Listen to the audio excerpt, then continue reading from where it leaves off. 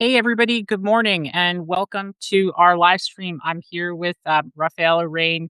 Raffaela, you've had four careers in the time that, most people get promoted twice.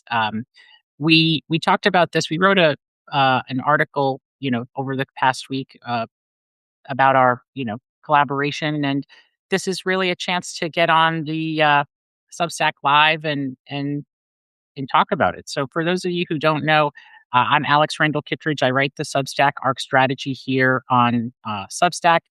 I write about durable career design and the post AI economy. I'm joined by Raffaela Rein. How will you introduce yourself?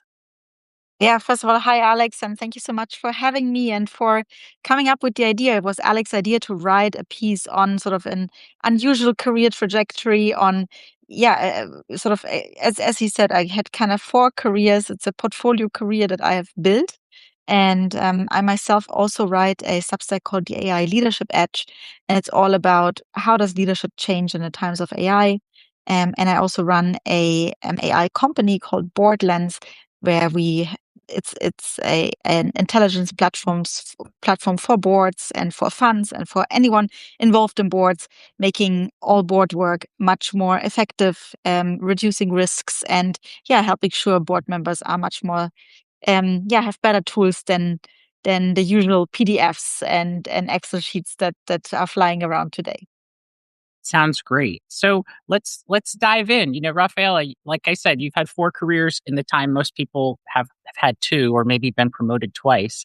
You're at BlackRock, you were at Rocket Internet across three different Asian markets. I believe it was Australia, China, and I can't recall the third one off the top of my Taiwan. Taiwan.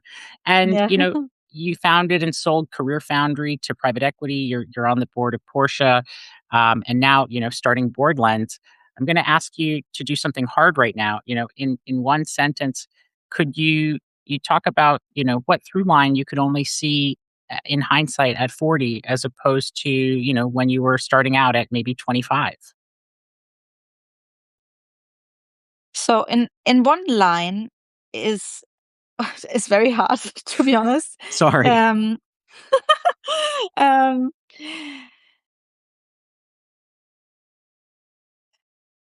but I think and I think many people have not had the one thing they're passionate about since they're 13, right? We all have heard about the hackers and developers that started gaming when they're 13 and started hacking when they're 13 and have built a career based on that, or the typical career trajectory of a doctor when someone becomes passionate about helping people and then chooses one career path and does that for the rest of their life.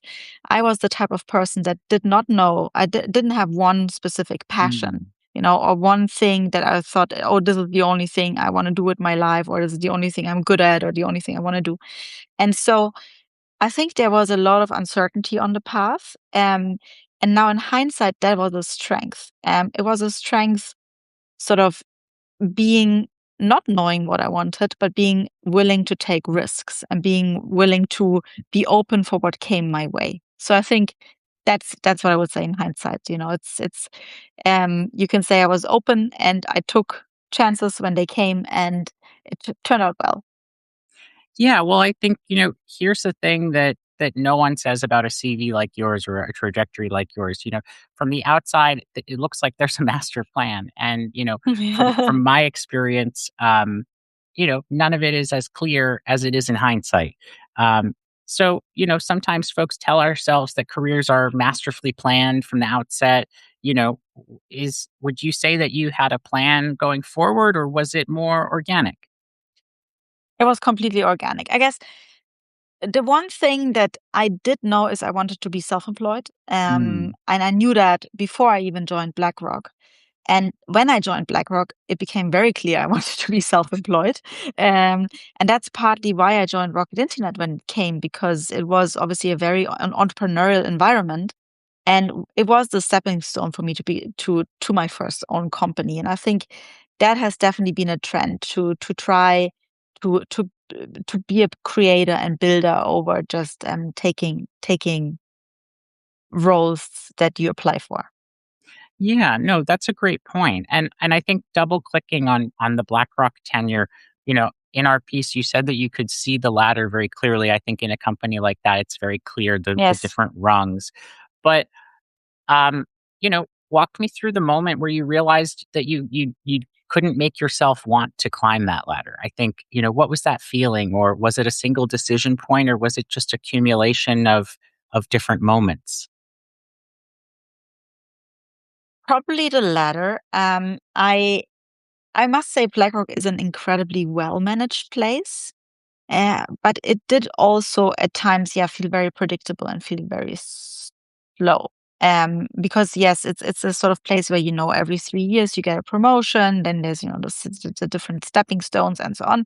Um, but I think I also fairly quickly noticed at BlackRock that I liked the work, but I wasn't loving it. And Mm, I was kind of looking for something a bit more creative. And I'm not a creative in the designer kind of way. So I'm terrible at drawing or painting or pottering or all of these creative crafts. But I think entrepreneurship or like writing or anything like that is also very creative. And so I was looking for a type of work where there was basically more of an uncharted path that you have to, yeah, figure out what road to take. yeah. Well, I think that's a really good framing. Which road or which path do you take? I think, for a lot of folks, especially young high achievers, that BlackRock role is almost like a sign that you've made it. It's like the Yes. dream job. And, you know, Yes. that that lever that you talked about in the piece, like as a junior analyst, you don't necessarily have as much leverage as you do, say, running your own shop. You know, I think a lot of people feel that still and stay for 20 years, and maybe at the end look back and wonder what happened. What what did you have that they didn't, or I guess what did you refuse to have? I don't think I had anything that somebody else doesn't have.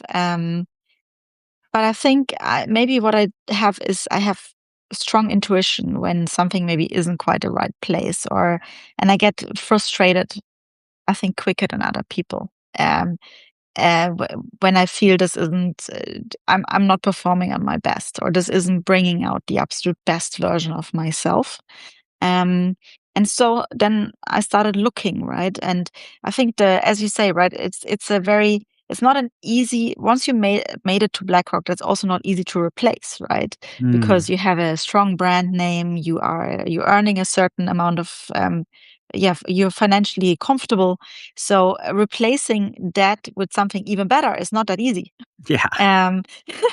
Um, so, and that was the bigger challenge, right? What can you even do after you started out that way? And fortunately, by looking and by yeah, actually having a colleague who got approached from Rocket Internet and who joined Rocket Internet in Japan, I heard about Rocket, and I the moment I heard about it, I knew this is what I have to do. This sounds really exciting, and this sounds like a very steep learning curve. And I made sure he introduced me to them, and the rest is history. So I guess, taking a step back, one of my favorite parts of the piece we wrote was the German idiom you had. They also just cook with water. I actually speak a little bit of German, but I'm not familiar with that Uh-huh. one. I think it's a new Okay. one for me. I love the framing that, you know, whatever, I guess, could you explain it to me maybe like a little bit better? Yes. So they also just cook with water. Basically means like everybody cooks with water, right? There's no secret ingredient. There's nothing that makes it, yeah, special. We all have the same water, same as we all have the same 24 hours in a day, right? There's Yeah. really nothing. And so that's why I really also like this saying. And it's really what I thought. They just cooked with water. It was as chaotic or even more chaotic than in any startup you can imagine. Things broke, people fought, like anything that you would think of a startup did actually happen. And yet at the same time they built all of these very successful companies. They raised 100 millions after 100 millions, and from the outside it all looked like yeah, as if they had it all figured out, but it was so chaotic on the inside. And I think it gave me that final confidence that if they can, build all of these seemingly amazing companies, then certainly I can do so too. Yeah, no, that's a really great insight. And I guess, to focus in on that, you mentioned that the gap between the people pulling off what seems impossible and what actually is possible is smaller than what maybe the received mythology would suggest. I guess, if you could be a little bit more specific, who did you overestimate, or, maybe not naming names, what did seeing that up close actually cost in terms of the maybe illusions that you had before? Yes. So I think, there were, for example, uh, a lot of initiatives that did not work out. But Mm, but I could what they really did well is they got people motivated and to work very hard. So they were very good at that. So people worked very long hours. They worked very hard. But we had a lot of projects and initiatives that did not work out. We mm, had a lot of people in the team that were not happy and left very quickly. There were yeah, a lot of things broke. So there were many, midnight shifts because something didn't work that should have been working.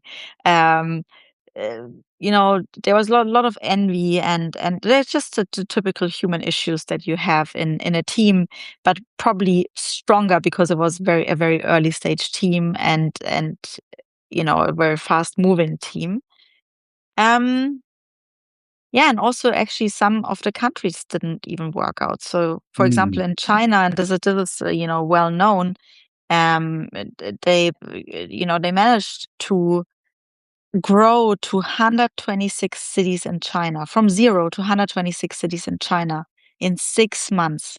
So from zero to Wow. 3,000 people in 6 months. Imagine. Yeah. It was such a lightning speed, and when you came in the office, you had to be there before 8 a.m. Otherwise, you wouldn't have gotten a chair Oh, wow. because we grew so fast we just couldn't buy the chairs fast enough. Yeah. Um, so it was really an incentive to get there early. Um, and then at the end, and they spent several hundred millions on China as well. And at the end of the day, they actually had to close China Uh-huh. um, because there was a Chinese competitor who was just even more aggressive Oh, and wow. undercut us like crazy. Basically, could not make any money for our lives because they were just so aggressive. And Rocket had to shut down this actually everything in China. Um, and so even though it was actually so well executed and so well done and such a speed of like growth, and then having to step down and close all of that also showed me, yeah, it happens to everyone. Sometimes Mm. it's not meant to be, and sometimes if the competition is just willing to do everything, right? Even someone like the Rocket Internet brothers could not compete. So I think that's basically what one of the examples, right? So and then at the same time, went on to Australia, where we built one of the probably largest e-commerce companies in all of Australia. It's like one of the most successful rocket internet companies called the Iconic. It's kind of like a Zappos online fashion Yeah. store. Um, and it's a $1 billion company today. So you see, it works here, it doesn't work there. Same people, same playbook, and yeah, we didn't do anything different. And in one country it was amazing, and the other just had to be shut down. Well, that's a great segue, actually, because the next thing I wanted to talk about was the portfolio career, or the portfolio as like a series of bets and maybe that flywheel. And would you say, after Career Foundry, you did the opposite of picking one thing? You had that Amazon FBA, a real estate company, crypto, AI education, 3 board seats. Most people would look at that and say that that's maybe a little bit unfocused. But I guess hearing you say that, you called it running an experiments on yourself. Do you think that having that experience from Rocket, with those different portfolio of almost experiments in different organizations and countries, led you down the path of experimenting on yourself? Certainly. And also it was the time of accelerators or incubators, right? So there were really many companies that were trying to assimilate the Rocket Internet model, which was running many different companies at the same time and trying many different things. And so, yeah, when I left CareerFoundry and I had done, 7, 8 years, just one thing, I didn't necessarily know what did I want to do and what do I want to do next. So I also thought, oh, why don't I try a few things? And this is, by the way, way harder than it sounds. um, and to be honest, I think I underestimated it because Rocket Internet, yeah, they just have a lot of funding. They have a big team. They have a system to do this, right? Yeah. It's much harder if you start this out from scratch. Um, I did build, Joe, a real estate company that I still run to this day. And I also built an Amazon FBA that we sold in 2023. But it didn't get to Rocket Internet kind of levels of revenue and success, but it was still like it was small success and it was a lot of fun.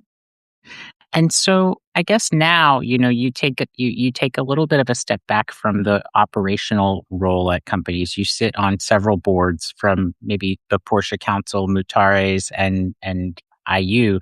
These are three different industries. What's one thing that you've noticed that companies, how companies actually run that you've seen from the board that you never experienced as, say, a founder or an operator?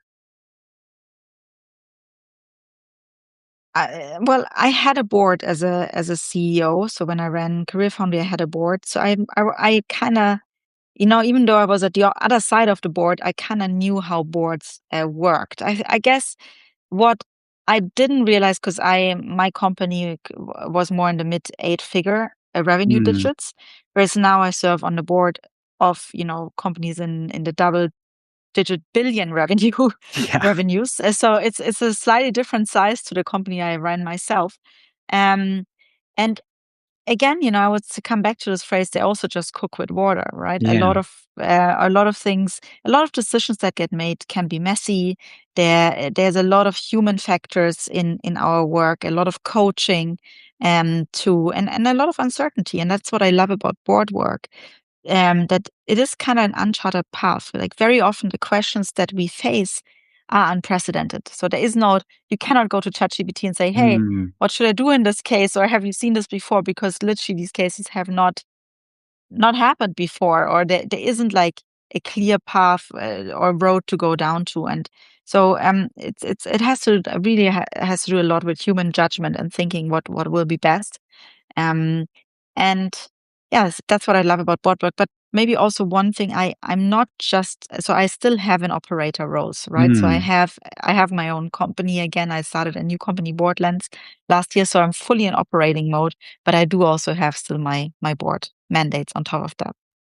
Well, I guess diving into the board lens a little bit, you talk about this in the piece that board lens fits that tooling gap, and the AI leadership edge, your Substack, your newsletter fits the thinking gap. You say that one makes the other sharper, and I can see that. I definitely believe that. But could you make that flywheel a little bit more concrete for me? Is there an example that you have of one thing that maybe writing taught you that changed the product, or vice versa? Yes. For example, right now everybody talks about this company brand, right? Mm, Like AI becoming a company brain. And with BoardLens, essentially, we're building a brain for an independent board director or for a fund, for everything that's happening post investment in a fund. Um, but having to write the AI, the newsletter, and having to explain this to people, you know, you have to think about it in a more proactive way, right? You can't just can't just try it yourself and build it. You have to really think, how do I explain this? What are analogies I use? Um, and also, why is it better? For example, why do you do it this way and not that way, and so on. So it actually it solidifies my own thinking, my own examples. Sometimes it forces me also to try things that I wouldn't have tried otherwise. Right? uh, um, and yeah, and certainly it forces me to read more than I would otherwise, because I have mm, a weekly also news roundup that I do, right, and sort of the insights for that have to come from somewhere. Yeah. So I actually don't just AI generate everything. I actually do read a lot of stuff and then pick the best to put into the newsletter. Yeah, so I think it feeds each other, but it could feed each other better. And I think that's what I also really enjoyed your post yesterday about, your Substack efforts versus your LinkedIn efforts. And yeah, I think you're also mulling this over in your head, how you Yeah. marry that funnel, right? Yeah, no, I think you hit the nail on the head. I was curious yesterday, just digging into the numbers a little bit. I recently hit 2,100 subscribers, which for me is quite a lot. And I'm like, well, who are these people? Like, where did they come from? Mm-hmm. And, LinkedIn has started growing a lot recently as well. But I guess, looking at the data actually after last night, after the post I did, my readers are, mostly operators, they're fractional execs. Some of them are second act builders. They've already had a corporate career. They're people who've stopped waiting for that permission to act. You talked about rules in the piece that we wrote. When does permission, I guess, stop being that sensible tax that you talked about? I loved that, by the way, sensible tax. It's a very German. It feels very German to say. And what when does it start being like a fatal flaw?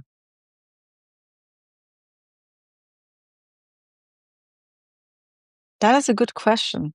Um, but I think a little bit like what I responded to that question in our interview, right? I think right now things are moving so fast, like both geopolitics, technological speed, that any transformation we're going through, and also like like human capital transformation.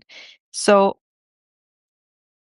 if you always wait for permission, I think it is a huge tax, right? Because other people are also not sure what to do. So quite often, that's also why currently the trend is to remove layers of management, right? Because Yeah, each layer of management or middle management introduces a risk aversion, right? Where there's somebody like not sure if they want to take this risk, not sure if they want to take the decision, and so waiting for or asking for permission, then yeah, it can introduce a time lag, and you might miss your moment. But I think it mm, also depends on the context, right?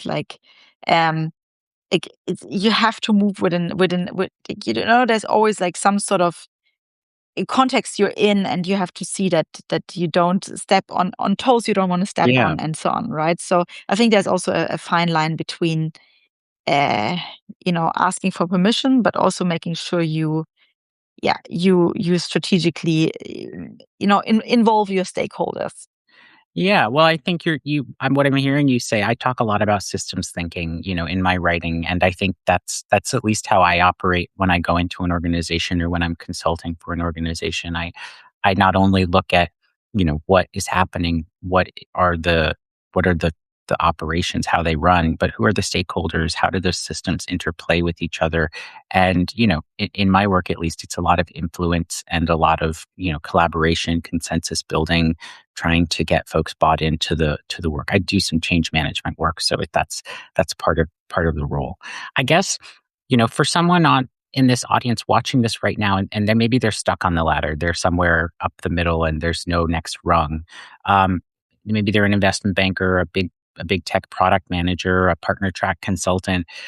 They feel this pull to step off the ladder, but you say the first move is smaller than we often think.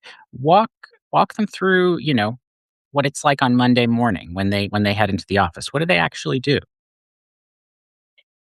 So when I started my first company, I actually moonlighted, right? So I had a job and I started building it at the side, and that's sort of why I think that's a good way to do things. To first try things out at the side. Don't leave all of your security behind, or like your income from day one, but first test it out with small steps if it's even working, if you're enjoying the work, because sometimes you have this grand idea and you're in love with it and you start it and you actually hate it, right?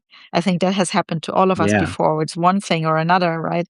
Um, so I think exactly just starting with small steps and keeping your job, don't make any big changes, and first see, is it working? Do you enjoy it? And then go deeper as you figure that out.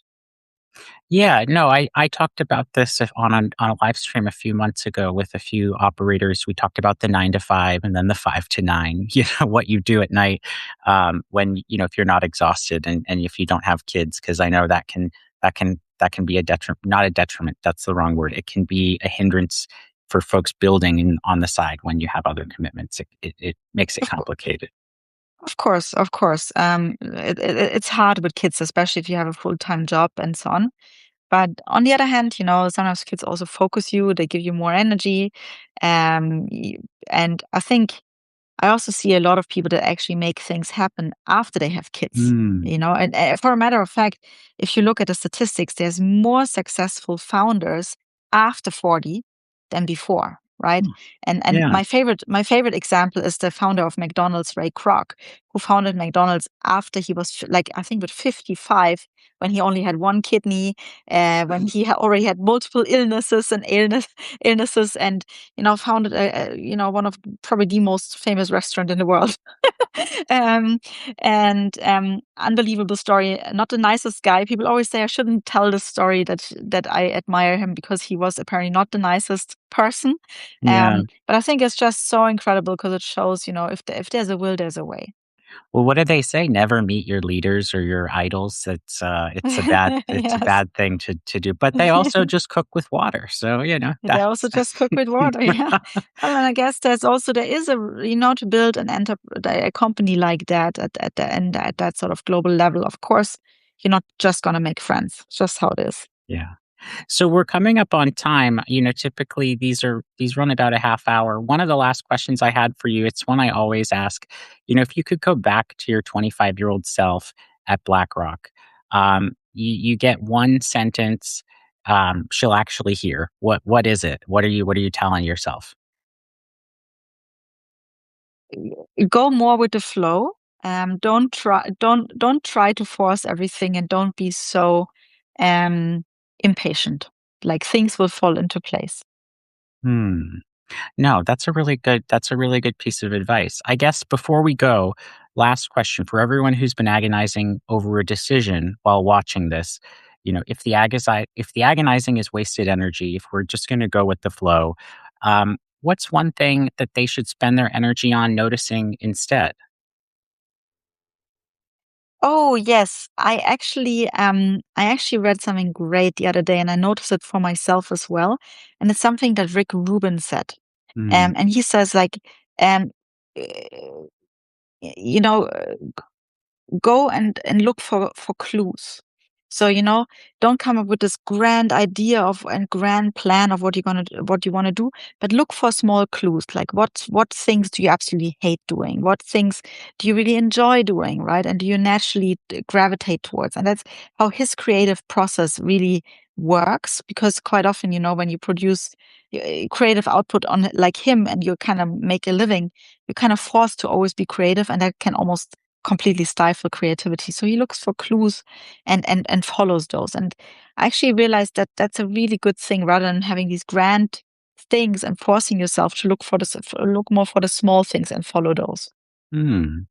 Well, that's a great point to end on. Thank you, Rafaela, for joining us this morning. Again, I'm Alex Randall Kittredge. I write the Substack ARK Strategy here. I'm joined by Rafaela Rein.